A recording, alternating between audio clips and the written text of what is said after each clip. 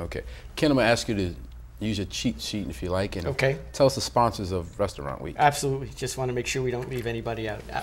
First and foremost, the city. Okay. Rotary, the Historic Midtown Elizabeth SID, the Greater Newark Convention Visitors Bureau, Elizabeth Development through the Urban Enterprise Zone Program, the Elizabeth Marketplace, and the Greater Elizabeth Chamber. Can't leave Gordon out. So, now, what are the benefits to the restaurants who participate in Restaurant Week? Well, it's a great way, again, to draw people in. I didn't mention this before, and we'll be in big trouble if we don't mention the Restaurant Week website. Okay. And you can get there through goelizabethnj.com/restaurant. Okay. You can see all of the menus on the website.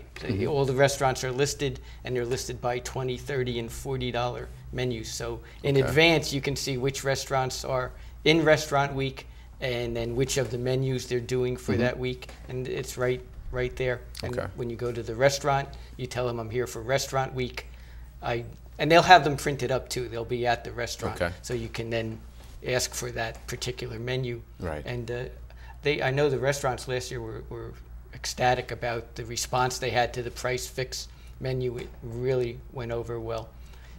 What else do we have to? Oh, we have to mention that if it's a $20, that's without tax and tip, and without any beverages. That's strictly the 3 courses on the menu. So there will be the additional tax, tip, and beverage.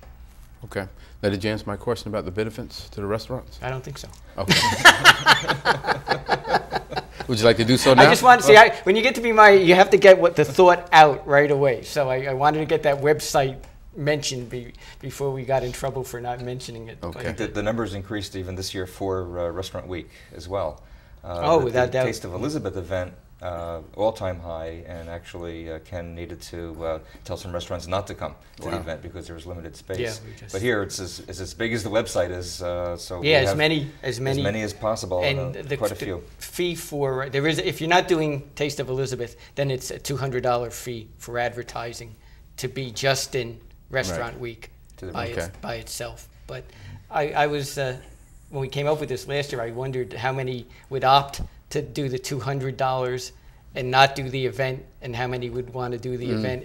And I was shocked that 99% of the restaurants wanted to do the event and then be a part of Restaurant Week after that. So, now, what can those who attend Taste of Elizabeth expect from the event?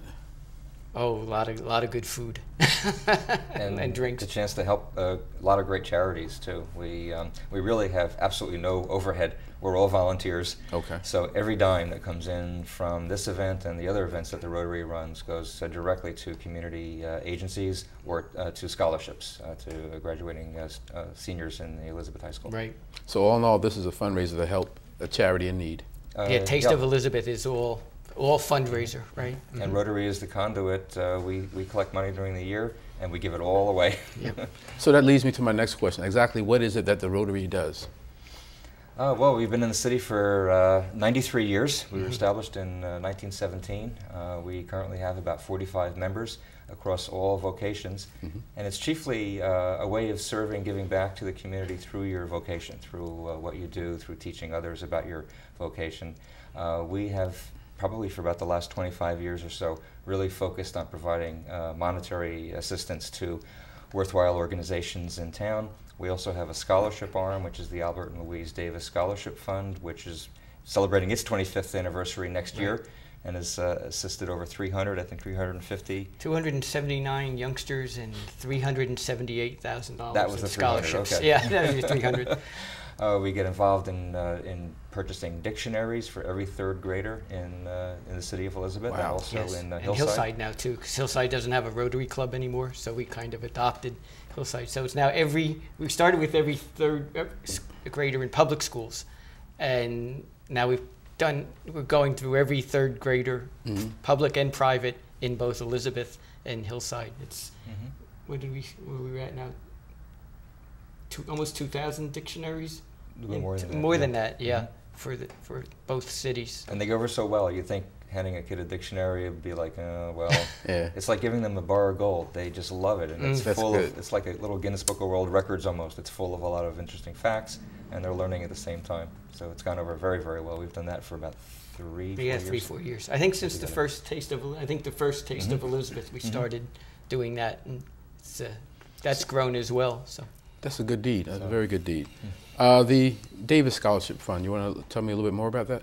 Oh, sure. That was named after a longtime Elizabeth Rotarian, Al Davis.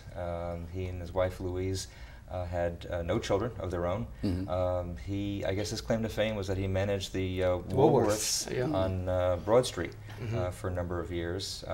Loved the city, loved Rotary, loved to raise funds for the city, and a bequest upon their passing allowed the establishment of the fund, and it's grown since then. Right. We give away about 5%, I should say, of the balance of the fund every year, and the fund has grown to such an extent that 5% is about $20,000 worth of scholarships. So that helps a lot of kids. And I'm sorry. This year we also, for Taste of Elizabeth, we were lucky enough to get Sovereign to be one of the event sponsors. And their sponsorship they wanted dedicated to a scholarship. So in 2011 we'll be awarding an extra scholarship to an Elizabeth High School senior, courtesy of Sovereign Bank. So we're really pleased that they helped us out there. So the club in general as well does a lot for kids, and Ken is very involved in the Interact effort. Right, we have a high school club, a high school Rotary club called Interact. There will be another club, an Early Act club, which is a grade school level club. We're in the process of getting that started. So yes, our club is very, very youth oriented. From an immunization week where we promote the cities and Trinitas's immunization efforts to the time they graduate college or high school, I should say, and right in between. So a lot of involvement with the kids in town. So. We've had some interesting experiences with scholarship students who have gotten back to us.